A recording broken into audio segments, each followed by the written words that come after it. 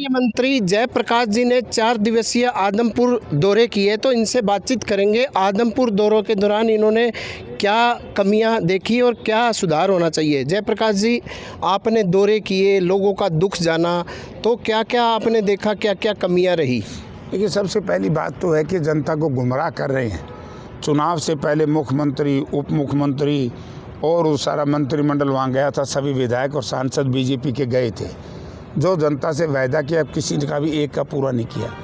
मैं एक उदाहरण देना चाहता हूँ कि दलित समाज की ढाणी है कोड़ी गांव में, चमार जाति के लोग वहाँ रहते हैं, और चौधरी रणजीत सिंह वहाँ गए थे, पोल खड़े करवा दिए, तार खिंचवाई नहीं। 6 महीने से लोग परेशान हैं। यानी कि एक तो बिजली बोर्ड में बड़ा धोखा हुआ है। बिजली बोर्ड, क्योंकि वहाँ कुछ ढाणियों को ज़रूरत थी, बेचारों ने सोचा कि सरकार आएगी न आएगी तुम्हारे घर, ये बिजली देगी, उन्होंने वोट दे दिए। ऐसे ही किसी को सड़क बनाने का प्रलोभन था, ऐसे शहर में को पेरिस बनाने का प्रलोभन था। तो सारे झूठे वायदे करके लोगों को भुका करके चले गए। अब कहते हैं 660 करोड़ रुपए के निर्माण कार्य चल रहे हैं। मुझे तो कहीं निर्माणाधीन को कार्य दिखा नहीं है। बिल्कुल सड़कें हैं वो सारी टूटी हुई है, नहरों में गंदा पानी है, लोगों को पीने के लिए पानी नहीं। किसान अपने मुआवजे के लिए 2 महीने से बल्कि 70 दिन से हिसार में बैठे, उनको मुआवजा नहीं दिया जा रहा। यानी कि आज पूर्ण रूप से जंगल का राज है। लोगों को भ्रमित करके वोट ले गए, तो जनता इनको आने वाले समय में सबक सिखाएगी। विपक्ष आपके द्वारा 20 अगस्त को जो कार्यक्रम होने जा रहा है, इसको लेकर किस तरीके से तैयारियां की जा रही है? कौन कौन बड़े लीडर भाग लेंगे?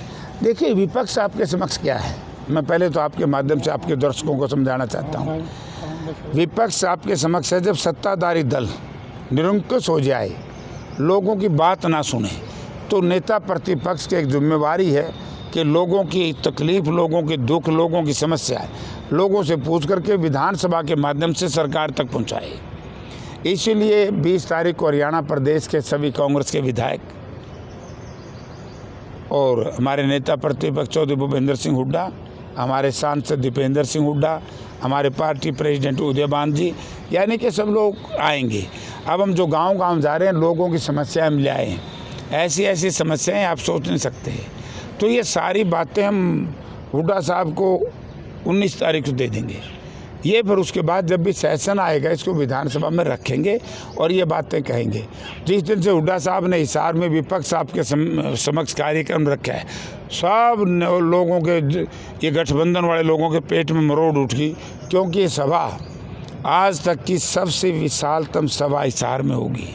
और ये वही ग्राउंड है जहाँ से आज से कुछ दिन पहला भाजपा के शीर्ष नेतृत्व ने यहाँ जलसा किया था। 1-4 के ग्राउंड में सभा होगी, बहुत बड़ी सभा होगी।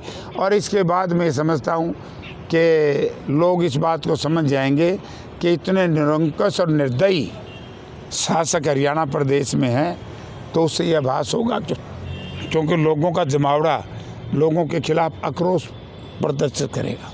एक राहुल गांधी जी का जो फैसला आया, कोर्ट ने जो फैसला दिया है, उसको लेकर आप क्या कहेंगे? ये सच्चाई की जीत हुई। राहुल गांधी जी की ईमानदारी, संघर्ष और मेहनत की जीत हुई। उन्होंने बहुत पहले कह दिया था कि अगर साहब कोई भी नेता सच्चाई नहीं बोलेगा या गलत बात को छुपाने का प्रयास करेगा, तो प्रजातंत्र में वो भी एक बड़ी बेईमानी है। राहुल जी ने जो मामला उठाया था गलत नहीं था। मैं आज भी कहता हूँ, हमारे गांव में वैसे भी कहावत है, एक गोत के कोई जाति हो, अगर 5-6 आदमी इस तरह के हो जाए तो ये कहना को गलत नहीं, बोला ताड़े सारे डूब गए। तो राहुल गांधी ने क्या था और क्या बुरी बात कही थी, लेकिन झूठा मुकदमा दर्ज किया। वो भारतीय जनता पार्टी का आदमी था, राहुल जी की सदस्यता ख़त्म कर दी। मुझे प्रसन्नता इस बात की हुई कि इस आज़ाद देश में जिस तरह का अघोषित आपातकाल जैसी स्थिति बनी हुई है, और उसके बाद सर्वोच्च न्यायालय ने ये दिखाया कि हम दबाव में नहीं हैं। और उन्होंने बड़ी सच्चाई की, जो मैं वकील नहीं हूँ, ना मैं गाना पढ़ा लिखा, लेकिन मैंने एक लाइन पढ़ी है कि सज़ा राहुल जी के करने से पहले अधीन न्यायालयों को कि कम से कम इसमें यह तो लिख देते सज़ा का कारण क्या है। वो सच्ची है झूठी है तो अखबार बतावेगा, लेकिन 11 लाइन लिखी है, बगैर जब ढाई दिया। अब लोगों का न्यायपालिका में विश्वास बढ़ गया।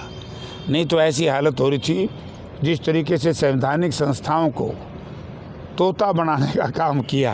ये तोता है। कभी किसी के कहते CBI वालों, हाँ जी चलो, किसी के कहते ED वाले, हाँ जी चलो, किसी के कहते इनकम टैक्स वाले, चलो। जो लाइन लाइन डरा दिया सारा देश। अरे यार ऐसा जुल्म कर क्या है, पूछा नहीं का लोग तैयार बैठे हैं, इब गए न संभालेंगे। एक दीपेंद्र हुड्डा जी भी आ रहे हैं नारनौद में, 13 तारीख को दौरा कर रहे हैं। आएंगे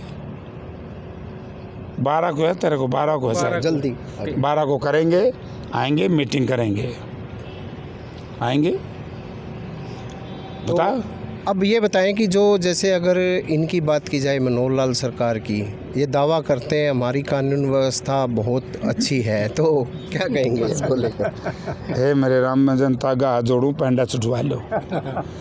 कानून व्यवस्था लोगों की आंख मिच रही है कि लोग नाज नहीं खाते क्या? लोग बुद्धिमान नहीं क्या?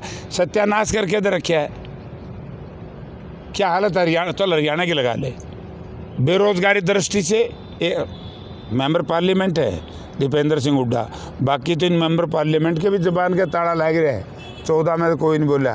दीपेंद्र हुड्डा नहीं, जब श्रम मंत्री ने दीपेंद्र हुड्डा का राज्यसभा में जवाब था, सवाल था, उसका जवाब दिया कि हरियाणा प्रदेश में हुड्डा साहब के टाइम में शायद 2 या 3% थी, आज बेरोजगारी दर 9.5-10% से ऊपर है। यानी कि जो बात हम शुरू से कह रहे हैं कि पहले प्रति व्यक्ति आय हरियाणा 1 नंबर पे था, आज प्रति व्यक्ति आय हरियाणा आखिरी नंबर पर है, और अपराध की दृष्टि से, रोजगार की, बेरोजगारी की दृष्टि से हरियाणा 1 नंबर पे है। तो इनको क्या कहें यार? लोक राज लोक लाज से चलता है।